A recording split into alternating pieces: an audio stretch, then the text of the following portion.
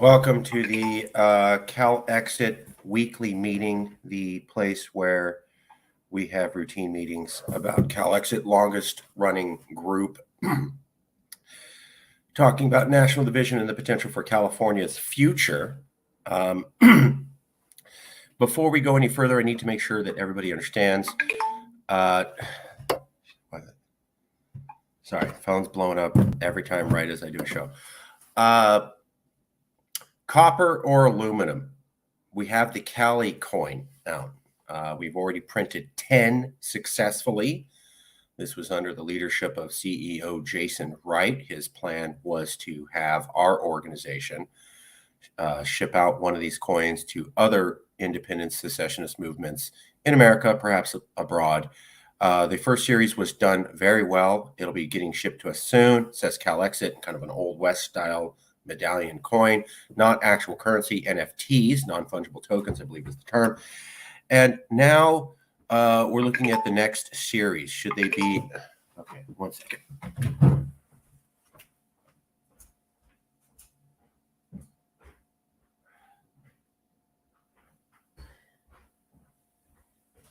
Okay, sorry about that. Right when the show calls, that's when everybody has to call. So we will be doing another round of coins. It'll be copper or aluminum. Do you like copper or do you like aluminum?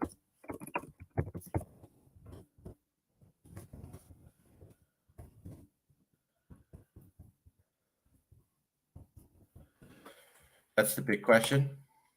We'll need to have a vote on that. And this is for the Cali coin. And there you go. Let me see if I could find a picture of the Cali coin. I'm not sure. Might have one.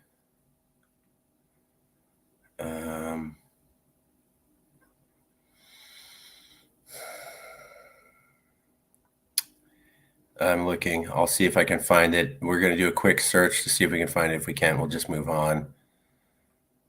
I'm not seeing it. We have shown pictures of it. I don't want to spend time taken away from the show to try to find it. Anyways, Cali coin was a success. Took us 1.5 years to do it. Actually got it done. Worked with the Empire of A Attorney, another independence movement in the Midwest or South of America. Joint partnership led under the leadership of CEO Jason Wright. And now we want to print more. Should they be in copper or aluminium, as they say in England? So that's the big question. The other news for this week is MTG discussion on national divorce still going strong. I'm not sure how long it has been, but Marjorie Taylor Greene's discussion about national divorce, I'm still having to spend the primary amount of my time focusing on that. So it's at least been a couple of weeks since she's made that topic, and we're still having to cover it. Hey, Jason. Hey there, brother. How you doing? How you doing? We just talked about, do you want copper or aluminum for the Cali coin?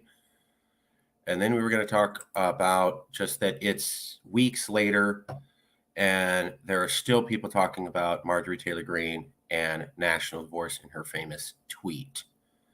Do you have comments on either? Did the vote come through? The vote for copper or aluminum? I just started the meeting and asked people about that. I can ask the 3 people here. Or do you, what do you mean?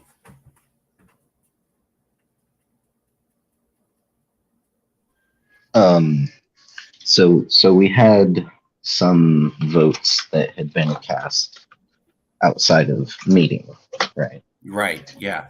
And we had about 3 or 4. Yeah. Okay. So I think it's been long enough. We need to just come to a decision on this. And in order to help speed up that process, I'm going to go ahead and say that the vote will close here and now, and so anyone in the meeting, if you've not yet cast a vote and you're in the meeting, please say your vote right now. Otherwise, we will close it and tally it up. And again, I will only vote one way or the other if it is a tiebreaker. So We had about 3 votes for copper, only 1 for aluminum. I don't have the exact names, but that was roughly it. And this is largely my fault. I've been focused on covering the Marjorie Taylor Greene discussion. When the media comes, we have to jump. And this is something I said I was going to do. I fully intended to do it, but it's kind of a good problem. The conversation about national divorce never slowed down, at least not yet. And as we know, if we're not covering it, it just doesn't get done. So yeah. 4 votes for copper so far. Okay. So then copper will be the first publicly available series.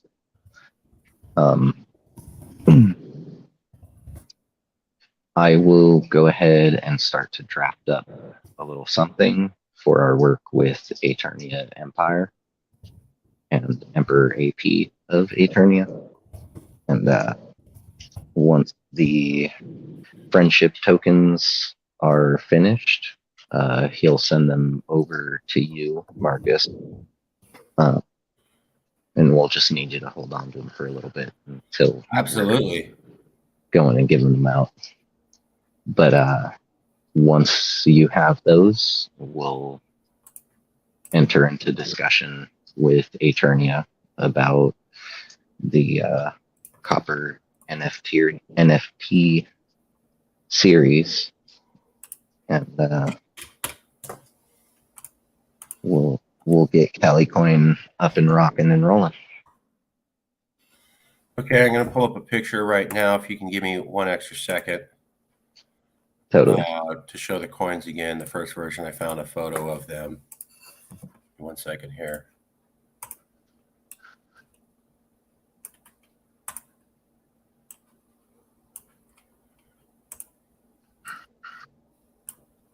Come on. There we go. Okay. I'm going to do a share screen, and I'm going to show the Calicoin. Rich, we see you. Present, share screen, window, main work file. Okay, here we go. Oops, sorry. So I hope everyone can see that. Can everyone see that? Is that coming in clear? Jason? Sorry, I'm typing. Yes, that is coming in clearly. So these are the coins. You can see that they're big. That's a adult size hand there.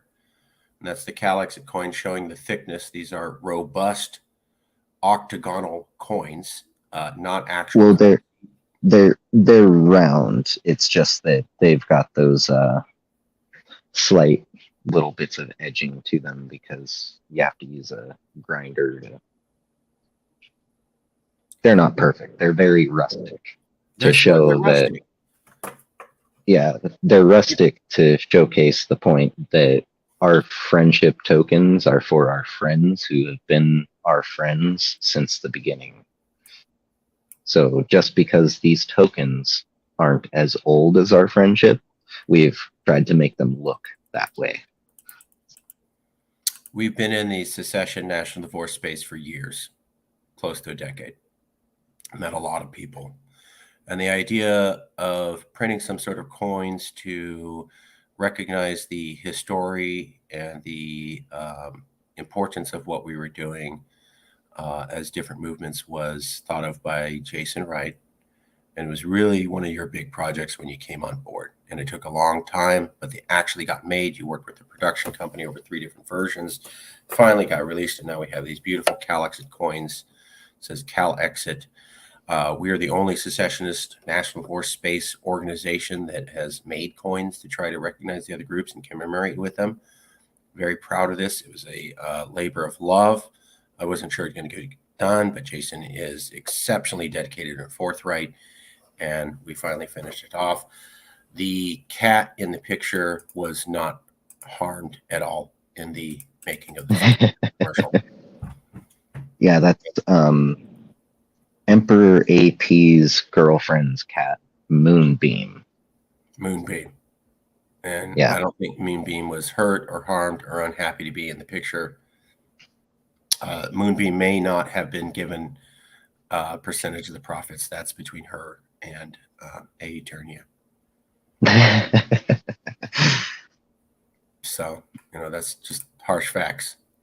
Yeah. So, well, she's a that's star now. Yeah. So this is what we want to, and again, this is my fault. Jason's been reminding me. He's been very patient. I have always said we have to focus on the media because the media won't cover it. So we had to cover as much as we could on Marjorie Taylor Greene's space. This is the other big project we're working on. It's very important. And we want to do more of them to make out and contact with other groups. One second, let me check. Oh, yeah, Rich also voted for copper. So yeah, that's like 4 or 5 for copper. I think 1 for aluminum. I was supposed to reach out and get a hold of most of the group. I didn't do that, although I said I would because I was focused on this, blah, blah, blah. That's on me. But we did definitively have way more votes for copper than aluminum. Just saying. That's true. The original draw of about 1/4 or 1/3 of the Congress. So not the best survey, but I wouldn't say it's also not indicative of where this larger survey would have gone. Not the same as, getting in there and doing the whole thing, but etc. Yeah, well, and as Emperor AP himself has said, these are some chunky copper tokens. Yeah. And so I can see how people would want some. I think our copper series may be slightly smaller than that, just because it's kind of a lot of copper that's going into it. The price of copper obviously going up, not really conducive to making like a series of 1,000 or maybe 10,000. That's the next part of what I'm going to need the Congress to vote on. And so I'm actually going to, as the CEO, the elected head of Calexit, I am going to, one, officially appoint Daniel Santoro as an honorary member because of his outstanding efforts helping to raise awareness and spread the message. I am also for his keen insight. He definitely has earned a spot here. So welcome, Daniel. I am also going to make an open call for a roll call within the Congress. And so Marcus, myself, or our vice president, Rabbi Axelman, one of the three of us will be reaching out to people in the Congress. If we reach out to you and say, hey, member of the Congress, we're doing a roll call, all we're really going to need for you to say is that you are still active. That's honestly, that's all the roll call is for. We just need to know who's active. Once we have that list of who's active, we can send out all of these votes through the email chain, and everyone can cast votes there, because I know not everyone can make it to a meeting on a Sunday afternoon. Yeah, absolutely.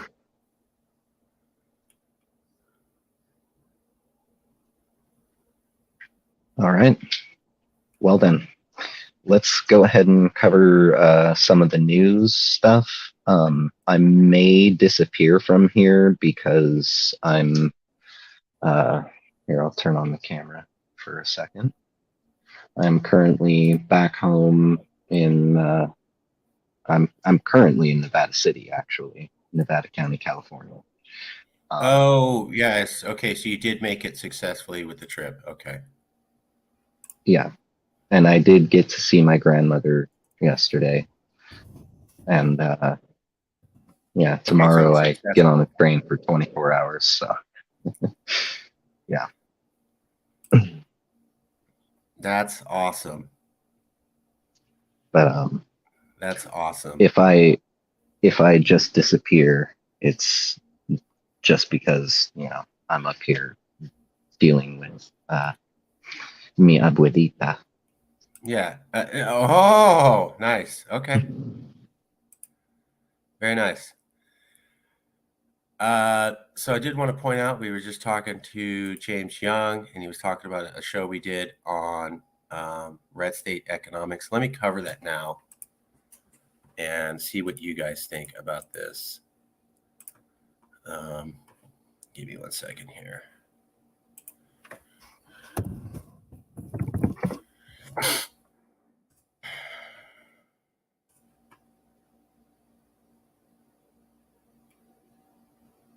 Okay, here we go.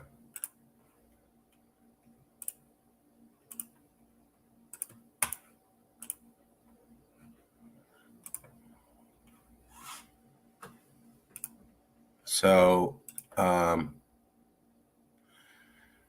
this should show this screen. Is this showing? Let me try that again.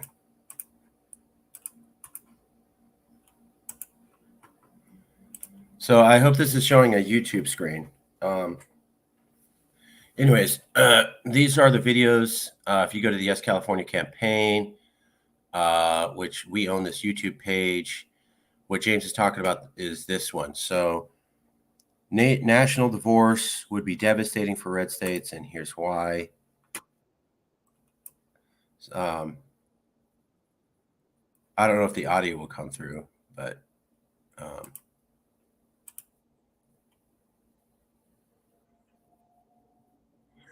there were some people who basically said if red states left America, they would be cut off from uh, donation funds. And because red states typically take more from the federal government than blue states, and blue states wouldn't subsidize them. And this was the map that they showed a lot of. And I agree. If red states left, they would be cut off from a lot of the money that comes from blue states. That's why we've always supported Calexit. But you had a lot of liberal commentators like this guy, and also Joy Reid and other people saying it's so stupid and bad for red states to do this. Automatic economic calamity if you go. And I said, okay, well, yeah, they would run out of the donations from blue states, but I also found the analysis was missing a lot. Yeah, yeah, you're done. Yeah, devastating, all over. Yeah, there's Joy Reid. It's stupid if you do this. And what I found was they missed a couple things. So the first one was that, yeah.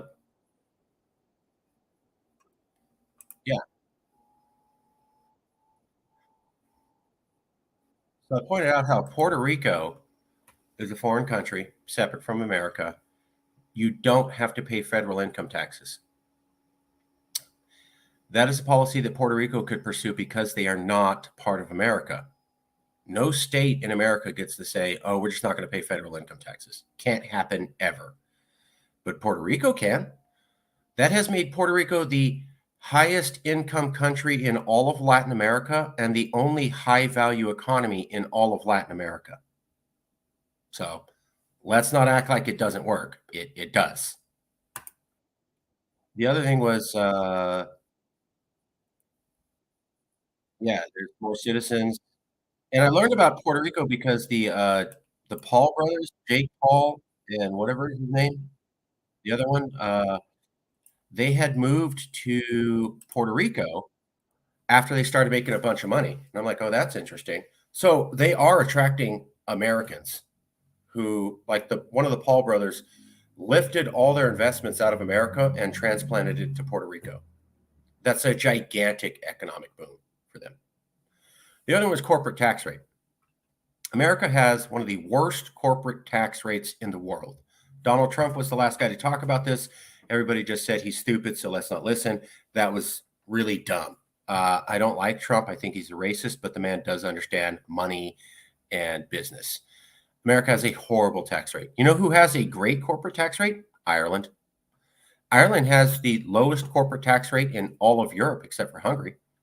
And that has resulted in it having gigantic economic growth, more than kind of the rest of Europe. In fact, their economic growth is so awesome that the rest of the EU said, you got to tone it down and raise your corporate interest rate because it makes the rest of us look bad. Ireland could do that because it was an independent country. You can't do that as a state in America. Corporate tax rate set at the federal level. So good luck ever trying to do that for your own state. Never happened. And if we look at this, here we go. Here is,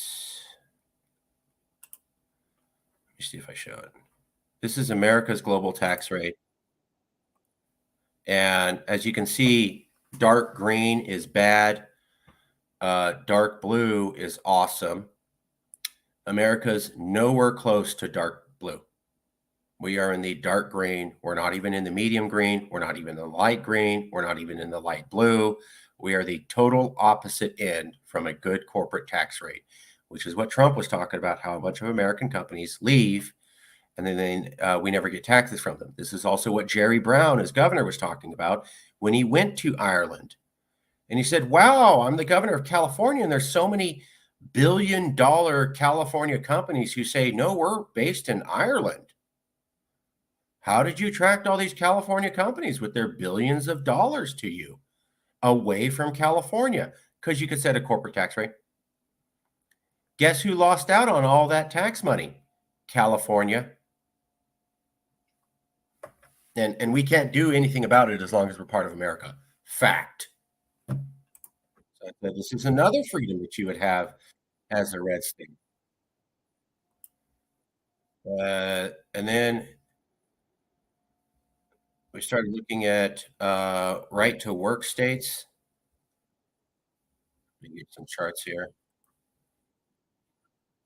Yeah, so these were right to work states, and I looked at 5 different states in America that had implemented right to work.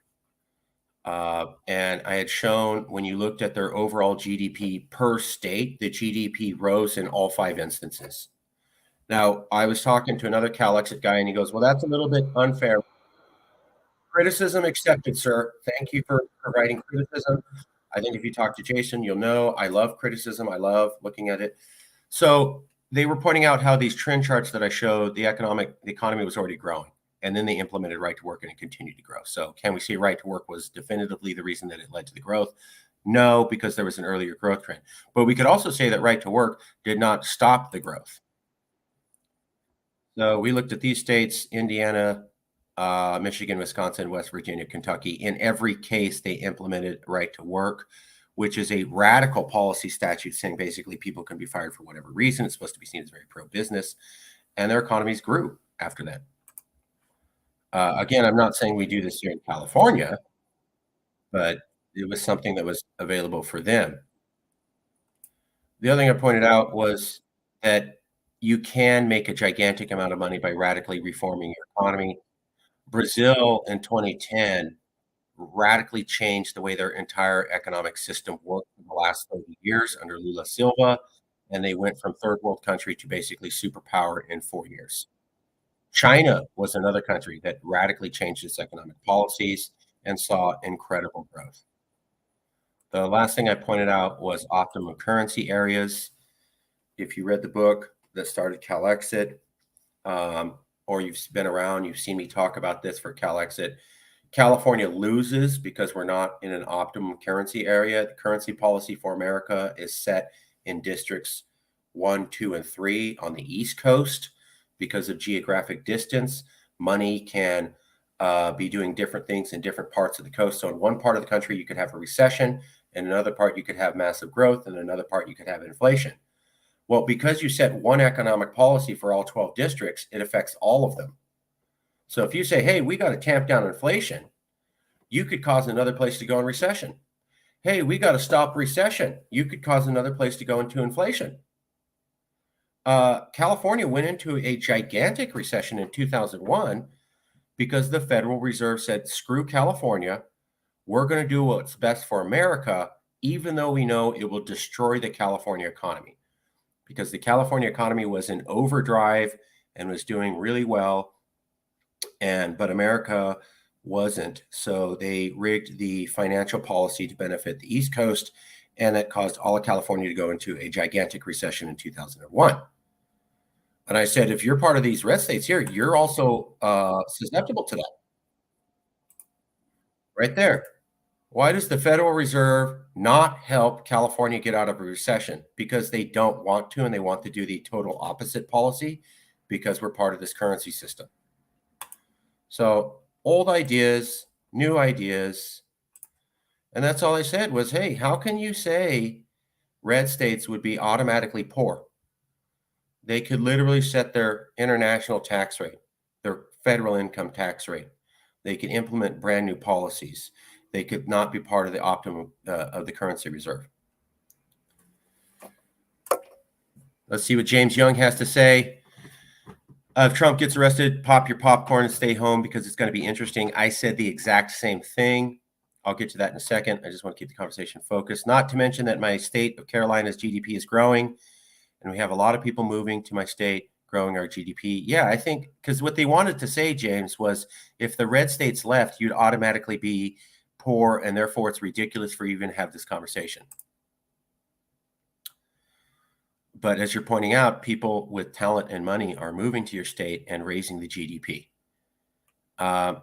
James, did I say anything wrong? Does anybody feel that I said anything that was wildly off base? I was trying to point out how red states could do well independently. Doesn't mean that they would. I just noticed that the conversation about national divorce was red states would lose if they leave because they're all welfare queens. End of story. No more discussion. Period. End of story. And I was like, well, that doesn't acknowledge a bunch of other options they could be pursuing. I found it to be a very limited conversation, a level of detail that maybe third graders go into.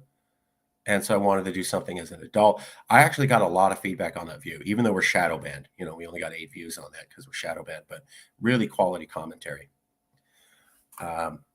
Okay, let's go to, it's Logan Paul. Thank you. Logan Paul. Thank you, Daniel. Daniel pointed out it's Logan Paul was the one that moved to Puerto Rico, proving that you can have different tax policies and have massive economic growth or investment because of that. Yeah. So James Young is in the South. He's not a super hardcore conservative. Doesn't matter if he was. We love conservatives here, even though we don't share values. James is in the South. He's liberal. He's Jewish, I think. And he was like, no, that was pretty based. My state can survive. We're not all poor. I work a lot with a guy called John Drake, and he uses that term based. I guess in young people terminology, that means like a rough kind of insult, I think. Most people are poor, usually on drugs and not finishing high school. Yeah. So I didn't think it was fair to say all you red states would fail because you can't do anything for yourself and all the goodness for your economies comes from us liberals. Obviously, I think we're donor states, but I thought the conversation was literally suggesting that red states don't have any agency or ability or intelligence or capability of adapting. And if they were independent, I wanted to just show that's not true. If you were independent from America, saying, oh, we just get cut off from the donations from blue states, end of story. That's a lie. That is not the end of the story. You could radically reform your economic policies, your labor policies, your international trade policies, and your tax policies. And I just gave a bunch of examples from around the world where that did have real world gigantic economic benefits in improving the lives of those people of that country. Ireland stands alone in Europe. Puerto Rico stands alone in all of Latin America. Why did they do that? Because they're cool? No, because of tax policy. A independent country could do the same thing. Now, I'm an ex-Republican, so I would love for California to do this, but I'm also a Californian. And I realize these economic policies are probably never going to out here. They should. I think they're good ideas, but this is kind of a liberal state. Red states are conservative. Doing your own thing, cutting taxes, that's totally you guys. And so I thought the conversation was disingenuous to say red states would just suffer and fall into the earth. I'm like, they'd probably start cutting taxes and looking at things they could do to remove regulation, which would encourage businesses to move to them. No discussion about that at all. And I thought that was misleading at best. Okay, any comments on that? Otherwise, we'll talk about this one here. I don't even know what he was arrested for. Can someone tell me? I heard he's going to be arrested. I try to take my weekends off. It's this weird thing. I think you need to recharge your brain. I heard he's going to be arrested. I heard he just said he's going to be arrested.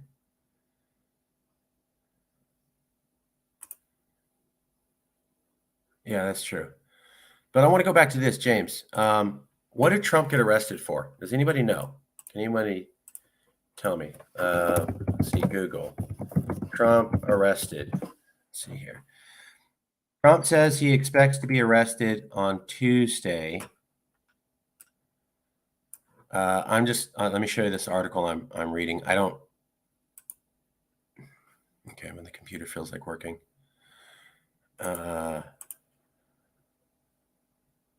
Give me a second. We're having a little bit of a slowness.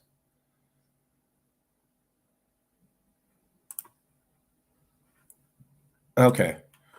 Trump says he expects to be arrested Tuesday as New York law enforcement prepares for possible indictment. Former President Donald Trump said he expects to be arrested in connection with the year-long investigation into a hush money scheme involving adult film actress Stormy Daniels. Called on his supporters to protest such a move. So he's saying he's going to be arrested. Other people aren't saying, like, the people who would do the arresting. And he doesn't say why he expects to be arrested. Also, his team said they hadn't received any notifications from prosecutors. Typically, if they're going to arrest you, they ask you to come in. Usually, the FBI shows up at your door to come and grab you because you ignored requests to turn yourself in. That I know that looks good on TV and in movies, but a lot of times the way this works is you are given a summons and you go with your lawyer and you show up. It's very boring. It's not dramatic. That's why they don't typically show it. So this is highly unusual that his team wouldn't be told, hey, Trump's under arrest, show up, okay? They typically have to do that. Also, he didn't say why he expects to be arrested. What did he do in this hush money scheme that's super bad?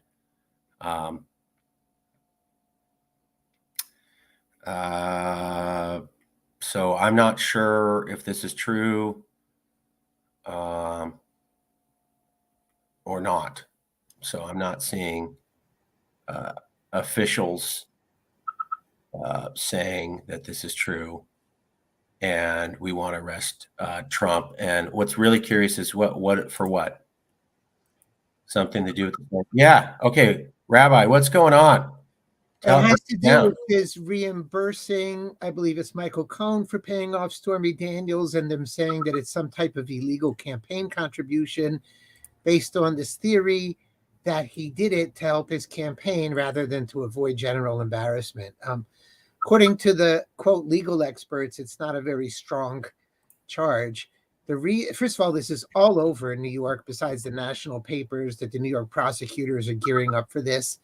And the reason they're fearing an arrest versus somebody turning himself in is the Mar-a-Lago raid, which clearly was unprecedented. And that's what they're afraid they're going to do. Try to make, the most of it. The idea is to get a perp walk. And the only interesting question is, will this backfire horribly and get Trump elected, as some people think? So this is about, Rabbi, if I could repeat back what I think you're saying, sir, if I'm getting this wrong. Trump was president. He used campaign money or something with campaign money to make Stormy Daniels be quiet to help his campaign, and you can't do that with campaign money. roughly something like that? Well, what happened when he was campaigning way before he was president? Okay. Possibly, I'm not even sure if it was probably in his early parts of his campaign. Okay. But as some people say, if we were going to call money to avoid embarrassment campaign contributions, there'd be a lot of presidents in jail. I'm just saying, yeah. So every presidential campaign buys people off to be quiet. Every single one of them. Obama did it too. I know liberals don't like to hear that, but yes, it happened. All of them do this. I'm not an expert on the campaign finance laws at the federal level, so maybe he didn't file paperwork the right way. I could totally see him doing Right. Usually there's a small fine. Yeah, how bad is this? Oh, you did not acknowledge that you paid off this money or the dollar receipt. I mean, unless we're talking You about got to $1 remember billion. the attorney general of New York ran on I'm going to indict Trump. The assistant DA or the DA in New York, I believe in the city, Alvin Bragg, basically ran on I'm going to indict Trump. So obviously the people on Trump's side of the aisle are seeing this as 100% purely political. And again, there's no way to know how it's going to play out if it happens, but it may backfire. So not sure who's doing whom a favor. Again, not a fan of Trump, but half the stuff they said about him was a lie. That's been proven. Sorry. I still think he's a bad person, but I also don't believe in lying. And this doesn't sound like that bad of a crime. This sounds like a kind of paperwork error. When they raided his house over security documents, they immediately were talking about nuclear secret codes, right? To make it seem like he could have got people killed or he was giving up spy names. They didn't go, oh, it's just Abraham Lincoln's second speech and he took the only copy and that's not cool because we're upset about history. That's not what they were saying. They're like, oh, we had to go in there. This guy was going to give nuclear codes to Russia or China or something dastardly where CIA agents were going to be found or people were going to die. I mean, immediately the media goes, oh, we better cover this. They don't have anything like that this time. There's no, oh my God, if we didn't prosecute him for hush money, China could get nuclear codes or CIA agents could be caught or our military position in Western Germany could be exposed to the Russians. There's nothing like that. And we know that from the Mar-a-Lago raid, horrible, horrible move for this reason.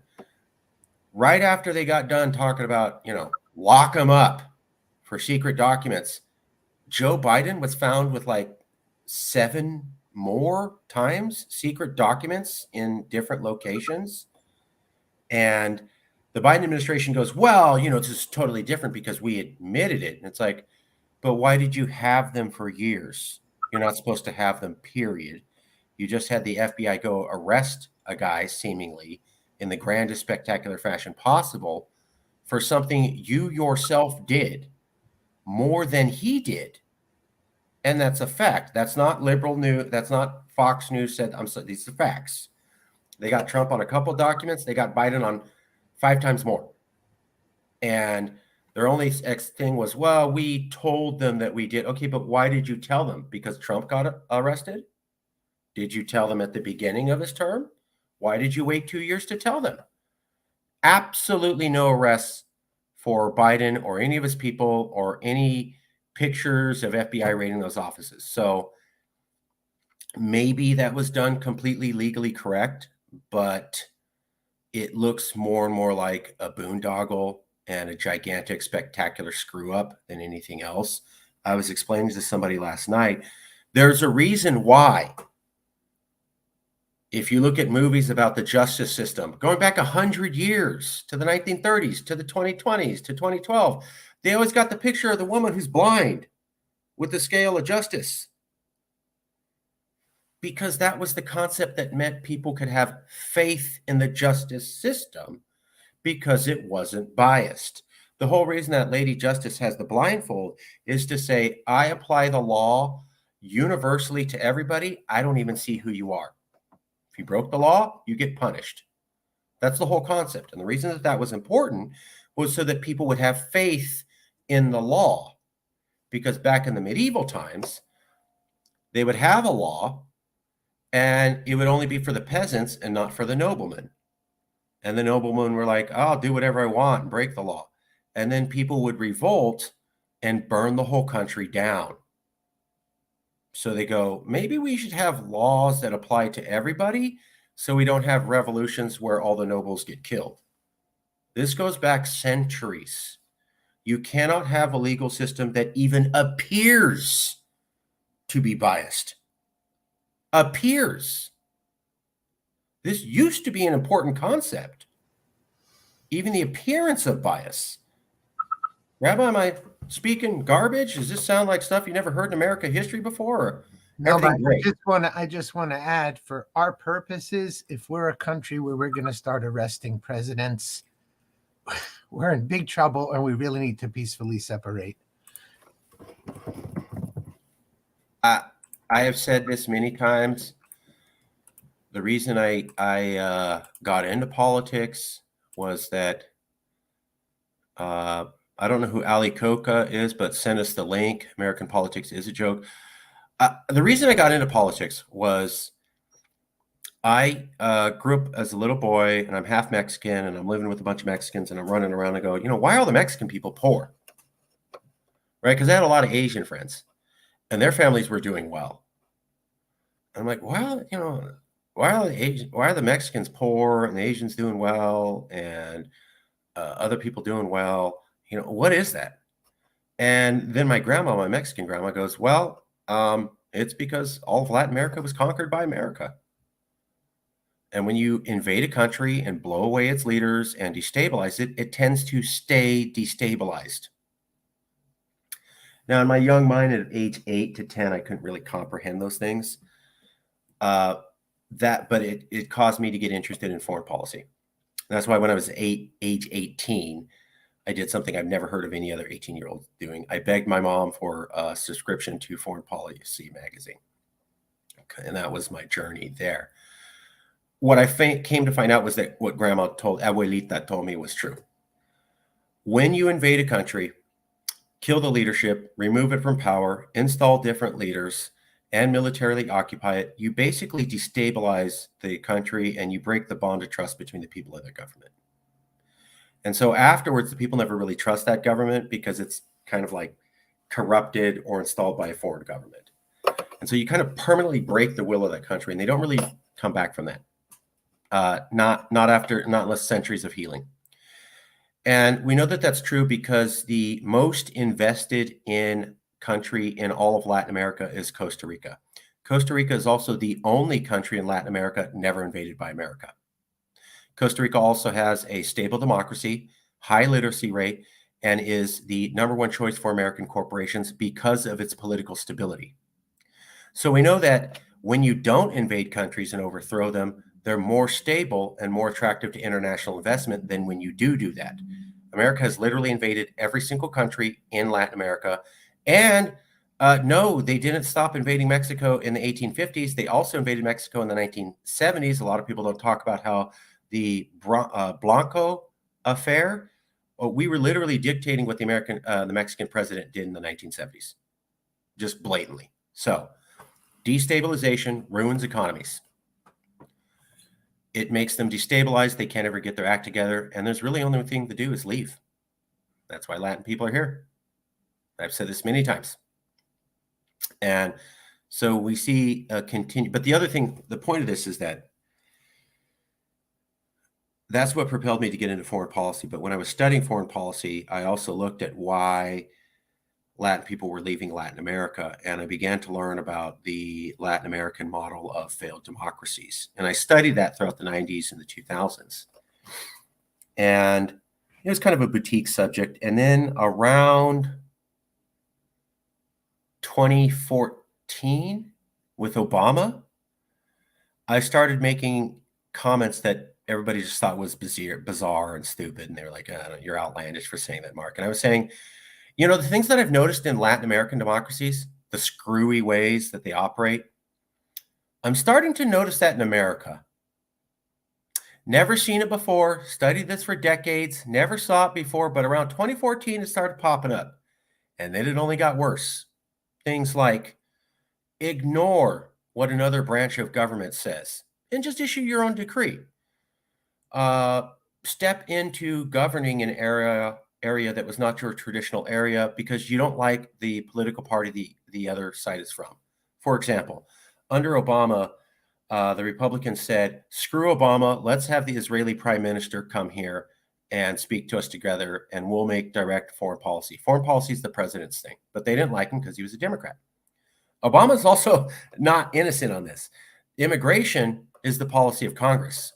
Obama said, no, it's not. I can determine who gets to come in here, and I'll just see this with DACA, which the Supreme Court struck down, and he was a constitutional scholar. But that was totally Obama saying, oh, yeah, well, I'll just not go through the normal channels and I'll handle immigration on my own. Immigration is for the Congress and the domestic affairs. So you started seeing people saying, I don't like the way that wing of government works because they're different parties, so I'm just going to ignore what they say altogether and do my own thing, which is not what you're supposed to do, and what we'd seen in Latin America. And then recently, it got even worse with, I'm elected now. That means I'll investigate everybody in the opposition party and try to get them arrested. They loved doing that in Latin American countries. I won an election. That means investigations on all the opposition party, all their staff members, and we'll try to get them thrown in prison so they can't run for election again, so I don't have to compete against them. We're doing that here. And I see the media going, no, it's not like that. It's not like Republicans don't know what banana republic means. Walks like a duck, quacks like a duck. You get the idea. We are doing all the things failed Latin American democracies did. And I think it was Malcolm X who said, the roosters have come home to roost. We're now turning into the countries that we made. I find it poetic, but disturbing. Latin American countries are not functional. They don't have good track records with democracy, with rights, with newspapers, with education.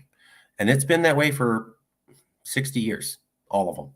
So some of them do seem to get out of it. Chile has done very well, and Brazil under Lula Silva. But that's 2 out of 30 countries. 2. So once you go down this path of banana republic style democracy, you tend to stay screwed. And that's where America's going. Started in 2014. It's only gotten worse every single year. More outrageous. Okay. You know, Marcus, there's a term we need to make mainstream, the American years of lead. Hashtag it or speak about it because I'm seeing the political division getting worse. It's sad, honestly. We are living in the American years of lead. I'm seeing more and more. So what he's talking about, I believe, is there was a period of radical division in Italy, I think in the late 1960s or 70s, that they called the Italian period of lead. And it was where the political division in Italy was so bad that, you know, people were just blowing each other away. Let me see if I can find that real quick. Italian years of lead. Here we go.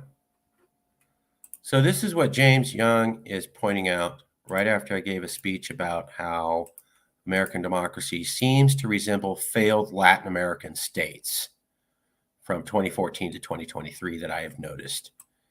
And here is what James was referring to. It's called the years of lead. Anni di piombo is a term used a period of social turmoil and political violence in Italy that lasted from the late 1960s until the late 1980s. So late 60s, 70s, late 80s, about a 20-year period. The years of lead are often considered to have begun with the 1968 movement in Italy and hot autumn strikes, the death of policeman Antonio Annaruma, the Piazza Fontana bombing, the subsequent death the same month of a anarchist left-wing worker Giuseppe Panetti while in police custody. The far left Red Brigades, I remember that, became the most notorious terrorist organization associated with the period. They kidnapped and assassinated former Prime Minister Aldo Moro. I remember that. They bombed the Bologna railway station. They killed 85 people there. So just, they didn't have a civil war like we did in America. And I think that limits our conversation because we say, well, it's not like the Civil War. Armies coming together. And what James is pointing out, I think is a very brilliant point, James. You don't have to have an 1860 style American Civil War to have a civil war. Italy did it in the 60s to 80s. No, there weren't formal divisions, but I can tell you this, you wouldn't want to live in Italy during that time.